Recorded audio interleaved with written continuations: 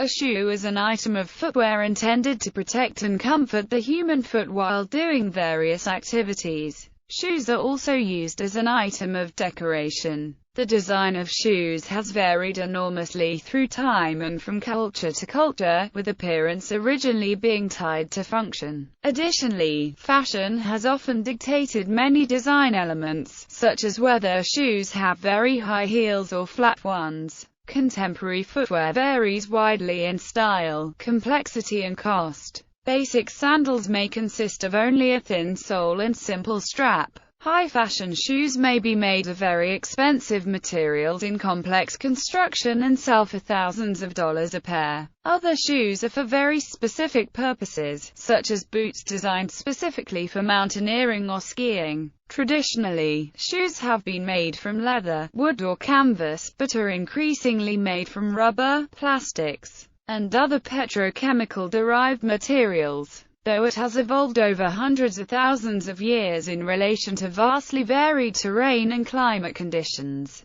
The human foot is still vulnerable to environmental hazards such as sharp rocks and hot ground, against which shoes can protect. History. Antiquity. The earliest known shoes are sandals dating from approximately 7000 or 8000 BCE, found in the Fort Rock Cave in the U.S. state of Oregon in 1938. The world's oldest leather shoe, made from a single piece of cowhide laced with a leather cord along seams at the front and back, was found in the Areni-1 cave complex in Armenia in 2008 and is believed to date to 3500 BC. See the Eichmann's shoes, dating to 3300 BC, featured brown bearskin bases, deerskin side panels, and a bark string net, which pulled tight around the foot. The Jotunheimann's shoe was discovered in August 2006. However, it is estimated that shoes may have been used long before this, but it is difficult to find evidence of the earliest footwear due to the highly perishable nature of early shoes.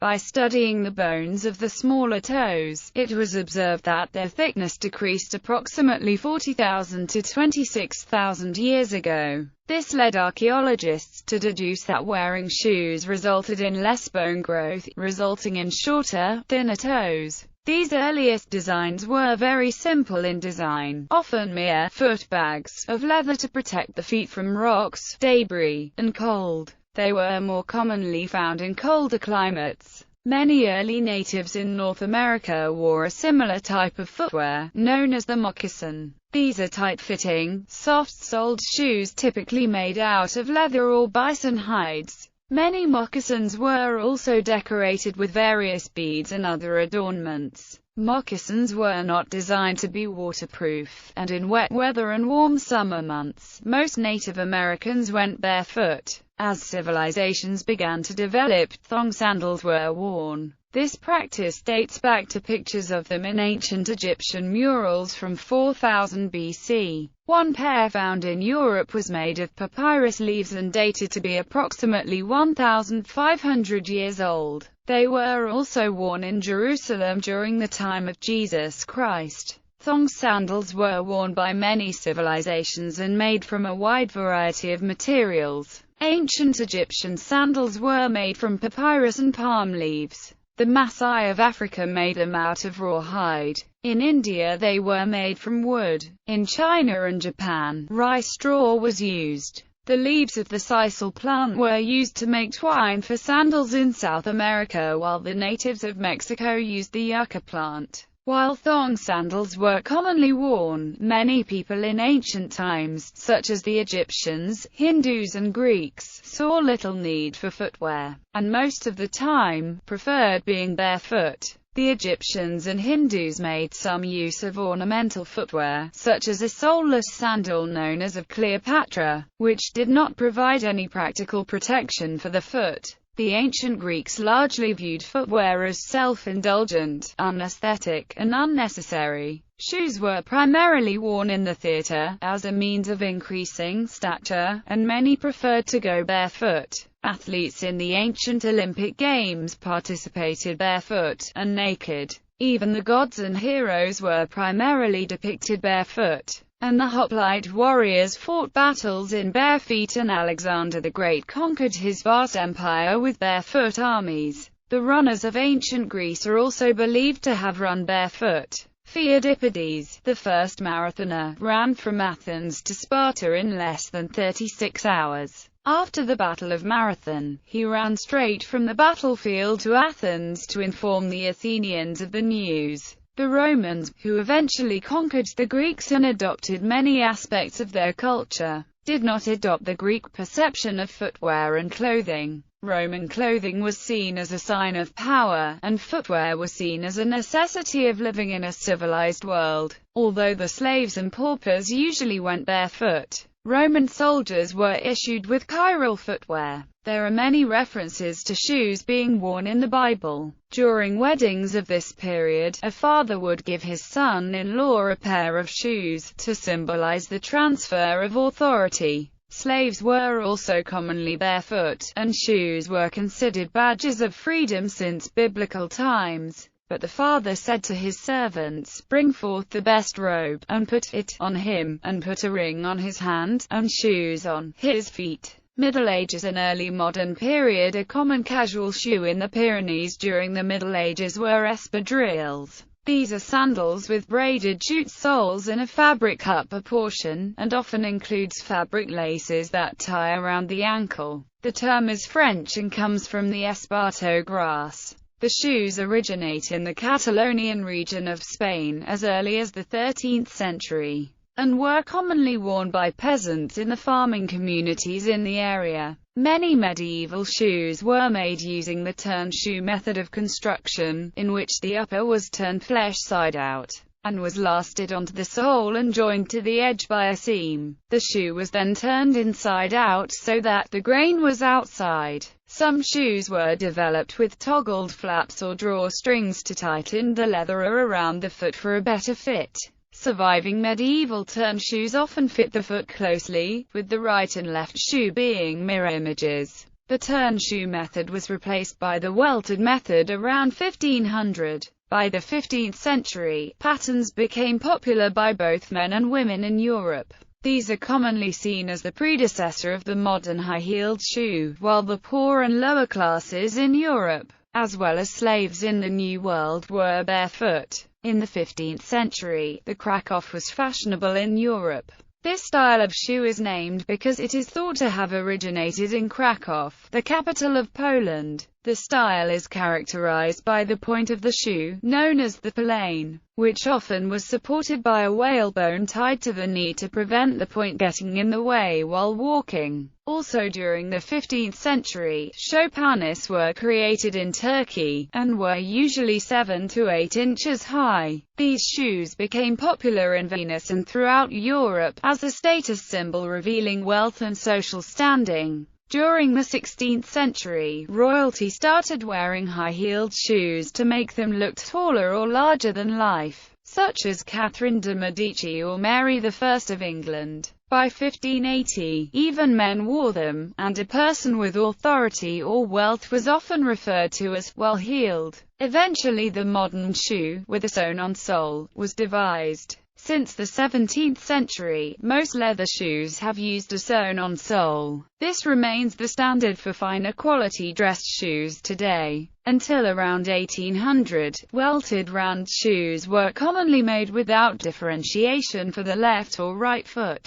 Such shoes are now referred to as straights. Only gradually did the modern foot-specific shoe become standard. Industrial-era shoemaking became more commercialized in the mid-18th century, as it expanded as a cottage industry. Large warehouses began to stock footwear in warehouses, made by many small manufacturers from the area. Until the 19th century, shoemaking was a traditional handicraft, but by the century's end, the process had been almost completely mechanized, with production occurring in large factories. Despite the obvious economic gains of mass production, the factory system produced shoes without the individual differentiation that the traditional shoemaker was able to provide. The first steps towards mechanization were taken during the Napoleonic Wars by the engineer Marc Brunel. He developed machinery for the mass production of boots for the soldiers of the British Army. In 1812 he devised a scheme for making nailed boot-making machinery that automatically fastened soles to uppers by means of metallic pins or nails. With the support of the Duke of York, the shoes were manufactured, and, due to their strength, cheapness, and durability, were introduced for the use of the army. In the same year, the use of screws and staples was patented by Richard Woodman. Brunel's system was described by Sir Richard Phillips as a visitor to his factory in Battersea as follows. In another building I was shown his manufactory of shoes, which, like the other, is full of ingenuity, and, in regard to subdivision of labour, brings this fabric on a level with the oft-admired manufactory of pins. Every step in it is effected by the most elegant and precise machinery, while, as each operation is performed by one hand, so each shoe passes through 25 hands, who complete from the hide, as supplied by the courier, 100 pairs of strong and well-finished shoes per day. All the details are performed by the ingenious application of the mechanic powers, and all the parts are characterized by precision, uniformity, and accuracy. As each man performs but one step in the process, which implies no knowledge of what is done by those who go before or follow him, so the persons employed are not shoemakers but wounded soldiers, who are able to learn their respective duties in a few hours. The contract at which these shoes are delivered to government is 6s. 60 per pair, being at least 2s. less than what was paid previously for an unequal and cobbled article. However, when the war ended in 1815, manual labor became much cheaper, and the demand for military equipment subsided. As a consequence, Brunel's system was no longer profitable and it soon ceased business. Similar exigencies at the time of the Crimean War stimulated a renewed interest in methods of mechanization and mass production, which proved longer lasting. A shoemaker in Leicester, Thomas Crick, patented the design for a riveting machine in 1853. His machine used an iron plate to put iron rivets into the sole. The process greatly increased the speed and efficiency of production. He also introduced the use of steam-powered rolling machines for hardening leather and cutting machines. In the mid-1850s, the sewing machine was introduced in 1846, and provided an alternative method for the mechanization of shoemaking. By the late 1850s, the industry was beginning to shift towards the modern factory, mainly in the US and areas of England. A shoe-stitching machine was invented by the American Lyman Blake in 1856 and perfected by 1864, entering into partnership with Mackay. His device became known as the Mackay stitching machine and was quickly adopted by manufacturers throughout New England. As bottlenecks opened up in the production line due to these innovations, more and more of the manufacturing stages, such as pegging and finishing, became automated. By the 1890s, the process of mechanization was largely complete. Since the mid-20th century, advances in rubber, plastics, synthetic cloth, and industrial adhesives have allowed manufacturers to create shoes that stray considerably from traditional crafting techniques. Leather, which had been the primary material in earlier styles, has remained standard in expensive dress shoes. But athletic shoes often have little or no real leather. Soles, which were once laboriously hand-stitched on, are now more often machine-stitched or simply glued on. Many of these newer materials, such as rubber and plastics, have made shoes less biodegradable. It is estimated that most mass-produced shoes require 1,000 years to degrade in a landfill. In the late 2000s, some shoemakers picked up on the issue and began to produce shoes made entirely from degradable materials, such as the Nike considered. In 2007, the global shoe industry had an overall market of $107.4 billion in terms of revenue. and is expected to grow to $122.9 billion by the end of 2012. Shoe manufacturers in the People's Republic of China account for 63% of production, 40.5% of global exports and 55% of industry revenue. However, many manufacturers in Europe dominate the higher-priced, higher value-added end of the market.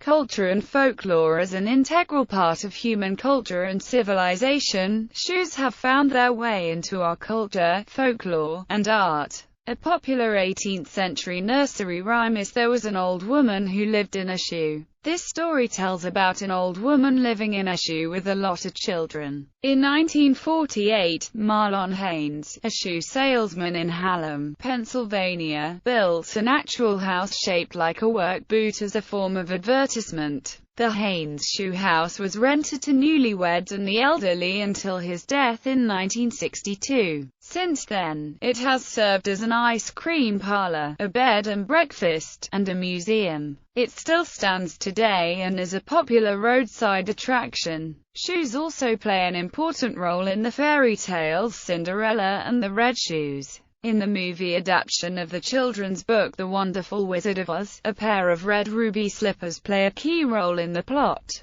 The 1985 comedy The Man with One Red Shoe features an eccentric man wearing one normal business shoe and one red shoe that becomes central to the plot. Athletic sneaker collection has also existed as a part of urban subculture in the United States for several decades. Recent decades have seen this trend spread to European nations such as the Czech Republic. A sneakerhead is a person who owns multiple pairs of shoes as a form of collection and fashion. A contributor to the growth of sneaker collecting is the continued worldwide popularity of the Air Jordan line of sneakers designed by Nike for basketball star Michael Jordan. In the Holy Bible's Old Testament, the shoe is used to symbolize something that is worthless or of little value. In the New Testament, the act of removing one's shoes symbolizes servitude. The Semites regarded the act of removing their shoes as a mark of reverence when approaching a sacred person or place. In the book of Exodus, Moses was instructed to remove his shoes before approaching the burning bush. "Put off thy shoes from off thy feet, for the place whereon thou standest is holy ground." The removal of the shoe also symbolizes the act of giving up a legal right. In Hebrew custom, the widow removed the shoe of her late husband's brother to symbolize that he had abandoned his duty. In Arab custom, the removal of one's shoe also symbolized the dissolution of marriage. In Arab culture, showing the sole of one's shoe is considered an insult, and to throw a shoe and hit someone with it is considered an even greater insult. Shoes are considered to be dirty as they frequently touch the ground, and are associated with the lowest part of the body, the foot. As such, shoes are forbidden in mosques, and it is also considered unmannerly to cross the legs and display the soles of one's shoes to someone when talking to them. This insult was demonstrated in Iraq, first when Saddam Hussein's statue was toppled in 2003. Iraqis gathered around it and struck the statue with their shoes. Secondly, in 2008, United States President George W. Bush had a shoe thrown at him by a journalist as a statement against the war that was brought to Iraq and the lives that it has cost. Empty shoes may also symbolize death. In Greek culture, empty shoes are the equivalent of the American funeral wreath.